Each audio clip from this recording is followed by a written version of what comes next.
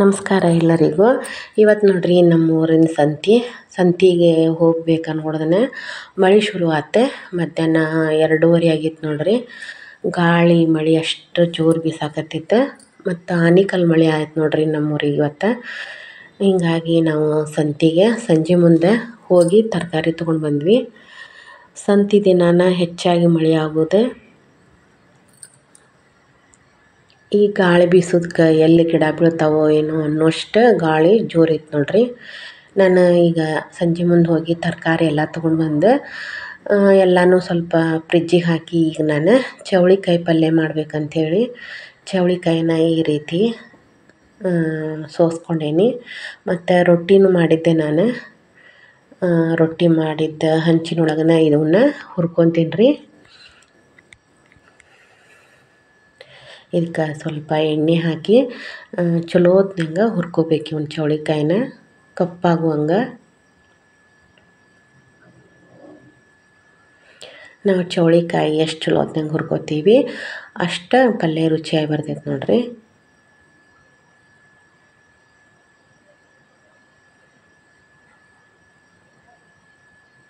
ಈ ಥರ ಹುರ್ಕೊಂಡೇನಿ ನೋಡ್ರಿ ಚೌಳಿಕಾಯಿನ. ಈಗ ಇದಕ್ಕೆ ಒಂದು ಒಗ್ಗರಣೆ ಕೊಡೋಣ.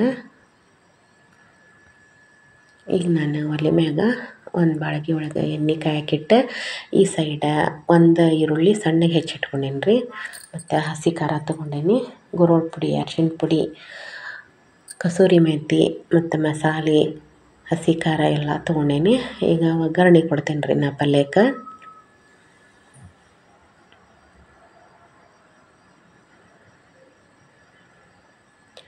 ಇವು ಜೀರಿಗೆ ಸಾಸಿವೆ ಚಟಪಟ ಅಂದಿಂದ ಇದಕ್ಕೆ ಈರುಳ್ಳಿ ಒಗ್ಗರಣೆ ಕೊಡ್ತೇನೆ. ಇವು ಎಣ್ಣೆ ಒಳಗೆ 1-2 ನಿಮಿಷ ಚಲೋ ಹೊತ್ನಂಗೆ ಫ್ರೈ ಮಾಡ್ಕೋಬೇಕು ನೋಡ್ರಿ.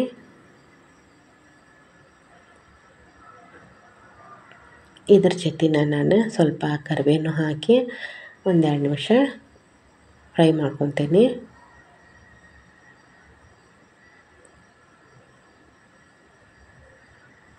ಈಗ ನಾನು ಹಸಿ ಖಾರನ ಹಾಕೇನಿ ಇದಕ್ಕೆ.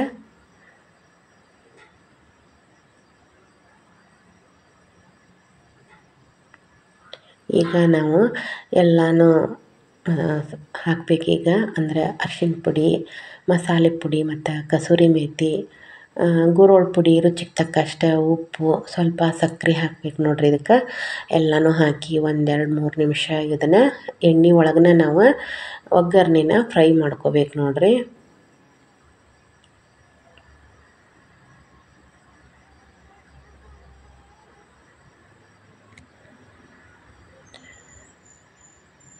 ಇದಕ್ಕೆ ಗುರೋಳ್ಳು ಪುಡಿ ಮತ್ತು ಶೇಂಗಾ ಪುಟಾಣಿ ಎಲ್ಲ ಮಿಕ್ಸ್ ಮಾಡಿದ್ದು ಇದು ಗುರೋಳ್ಳು ಪುಡಿ.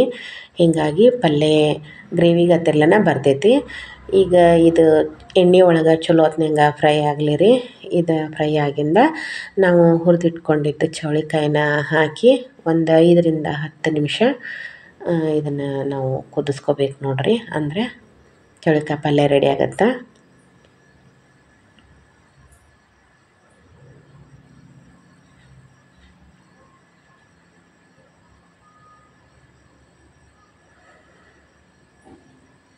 ಈಗ ಇದಕ್ಕೆ ನಾನು ಎಷ್ಟು ಬೇಕು ಅಷ್ಟು ಕುದಿಯುವಷ್ಟು ನೀರು ಹಾಕ್ಕೊಂಡು ಇದನ್ನು ಒಂದು 10 ನಿಮಿಷ ಕುದಿಸ್ಕೊತೀನಿ ಪಲ್ಯನ. ನಾವು ಮೊನ್ನೆ ಉಳ್ವಿಗೆ ಹೋದಾಗ ಕವಳಿಕಾಯಿ ತೊಗೊಂಡು ಬಂದಿದ್ವಿ ರೀ.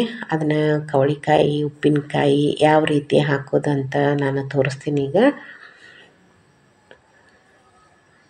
ಇವನ್ನ ನೋಡ್ರಿ, ನಾನು ಇದು ಅಂಟಿರ್ತೈತಿ. ಇವನ್ನ ಸ್ವಚ್ಛಗೆ ತೊಳೆದು ಒಂದು ಅರಿವಿ ಒಳಗೆ ಒರೆಸ್ಕೋಬೇಕು. ಇವನ್ನ ಒರೆಸ್ಕೊಂಡು ಈ ಥರ ಒಂದ್ರೊಳಗೆ 2 ಭಾಗ ಮಾಡಿ ಕಟ್ ಮಾಡ್ಕೊಂಡು ಇದ್ರೊಳಗಲು ಬೀಜ ಅದೆಲ್ಲ ತೆಗಿಬೇಕು ನೋಡ್ರಿ. ಇದು ಕವಳಿಕಾಯಿ ಉಪ್ಪಿನಕಾಯಿ ಭಾಳ ರುಚಿಯಾಗಿರ್ತೈತಿ. ಇದಕ್ಕೆ ನಾನು 1 ಚಮಚೆ ಸಾಸಿವೆ ತೊಗೊಂಡೇನಿ ರೀ. ಮತ್ತು 1/2 ಚಮಚದಷ್ಟು ಮೆಂತ್ಯ ತೊಗೊಂಡೇನಿ. ಇವು ಎರಡನ್ನೂ ನಾನು ಮಿಕ್ಸಿ ಒಳಗೆ ಪುಡಿ ಮಾಡ್ಕೊತೇನೆ. ಇದಕ್ಕೆ ಒಂದು ಸ್ವಲ್ಪ ಉಪ್ಪು ಹಾಕಿ ನಾನು ಪುಡಿ ಮಾಡ್ಕೊಂಡೇನಿ ನೋಡ್ರಿ. ಈಗ ಇದಕ್ಕೆ ನಾನು ಇನ್ನೊಂದು ಸ್ವಲ್ಪ ಉಪ್ಪು ಹಿಡಿತೈತಿ. ಸ್ವಲ್ಪ ಉಪ್ಪು ಮತ್ತು ಮಿಕ್ಸಿ ಮಾಡ್ಕೊಂಡಿದ್ದೆಲ್ಲ ಸಾಸಿವೆ ಮೆಂತ್ಯದ ಪುಡಿ ಹಾಕ್ಕೋತೀನಿ ರೀ. ಮತ್ತು ಖಾರದ ಪುಡಿ, ಅರ್ಶಿಣ ಪುಡಿ ಹಾಕ್ತೀನಿ. ಇದು ಮಾವಿನಕಾಯಿ ಉಪ್ಪಿನಕಾಯಿ ಯಾವ ರೀತಿ ಮಾಡ್ತೇವೆ ನೋಡಿರಿ, ಅದೇ ರೀತಿನ ಇದಕ್ಕೆ ಎಲ್ಲ ಥರದ್ದು ಸಾಮಾನು ಹಾಕೋದು. ಇದಕ್ಕೆ ಸ್ವಲ್ಪ ಅರ್ಶಿಣ ಪುಡಿ ಮತ್ತು ಇದಕ್ಕೆ ನಾನು ಸಕ್ಕರೆನೂ ಹಾಕ್ಕೋತೇನೆ. ಹಾಕ್ಕೊಂಡು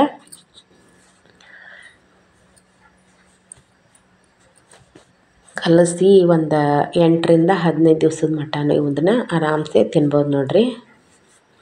ಇದು ಉಪ್ಪಿನಕಾಯಿ ಹಾಕಿದ ದಿವ್ಸದಕ್ಕಿಂತ ಇದು ಮಾರನೇ ದಿವಸ ತಿನ್ನೋಕೆ ಉಪ್ಪಿನಕಾಯಿ ರುಚಿಯಾಗಿರ್ತೈತಿ. ಈಗ ಇದಕ್ಕೆ ನಾನು ಬೆಳ್ಳುಳ್ಳಿ ಹಾಕಿಲ್ಲ. ಬೆಳ್ಳುಳ್ಳಿ ಹಾಕಿದರೆ ಇಂಗಿನ ಒಗ್ಗರಣೆ ಬಿಡ್ಬೋದು.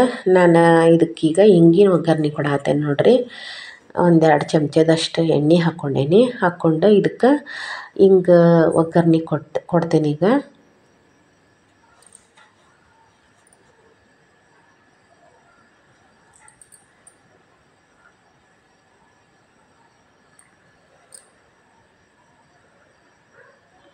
ಇದು ಒಂದು 15 ದಿವ್ಸದ ಮಟನೂ ತಿನ್ಬೋದು. ಕವಳಿಕಾಯಿ ಉಪ್ಪಿನಕಾಯಿ, ಮಾವಿನಕಾಯಿ ಉಪ್ಪಿನಕಾಯಿ ಥರ ಇದು ಭಾಳ ದಿವ್ಸದ ಮಟ ತಡೆಯೋದಿಲ್ಲ. ಈಗ ನೋಡಿರಿ, ಇದು ಎಣ್ಣೆ ಒಳಗೆ ಹಿಂಗೆ ಈ ಥರ ಆಗಿಂದ ಇದನ್ನು ನಾನು ಕವಳಿಕಾಯಿಗೆ ಹಾಕಿ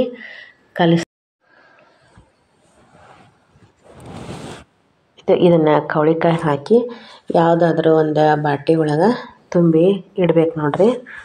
ಇದು ಒಂದು 8-10 ದಿವ್ಸದ ಮಟನೂ ಫ್ರಿಜ್ ಒಳಗೆ ಇಡ್ಬೋದು.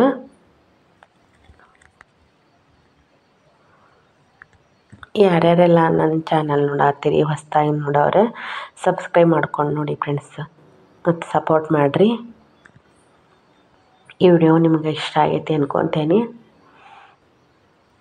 ಇವು ಕವಳಿ ಹಣ್ಣಾಗಿಂದ ಭಾಳ ರುಚಿಯಾಗಿರ್ತಾವೆ. ಇವು ಕವಳಿ ಹಣ್ಣು ಬಂದಿರ್ತಾವೆ, ಅದು ತಿನ್ನಕ್ಕೆ ರುಚಿ ಅನ್ನಿಸ್ತಾವೆ. ಇದು ಮಾವಿನಕಾಯಿ ಸುಗ್ಗಿ ಒಳಗೆ ನೋಡಿರಿ ಕವಳಿ ಹಣ್ಣು ಮತ್ತು ಕವಳಿಕಾಯಿ. ಈಗ ನಾನು ಇದನ್ನು ಒಂದು ಬಾಟ್ಲಿ ಒಳಗೆ ತುಂಬಿ ಇವತ್ತೊಂದು ದಿವಸ ಹೊರಗಿಟ್ಟು ಇದನ್ನು ನಾಳೆ ನಾನು ಫ್ರಿಜ್ಜಿನೊಳಗೆ ಇಡ್ತೇನೆ. ಈಗ ನೋಡಿರಿ 9:30 ಆಗೈತಿ.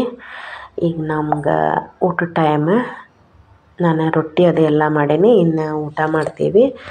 ನಾನು ಮತ್ತೆ ಮುಂದಿನ ವಿಡಿಯೋದೊಳಗೆ ಸಿಗ್ತೀನಿ. ಅಲ್ಲಿಯವರೆಗೂ ಧನ್ಯವಾದಗಳು.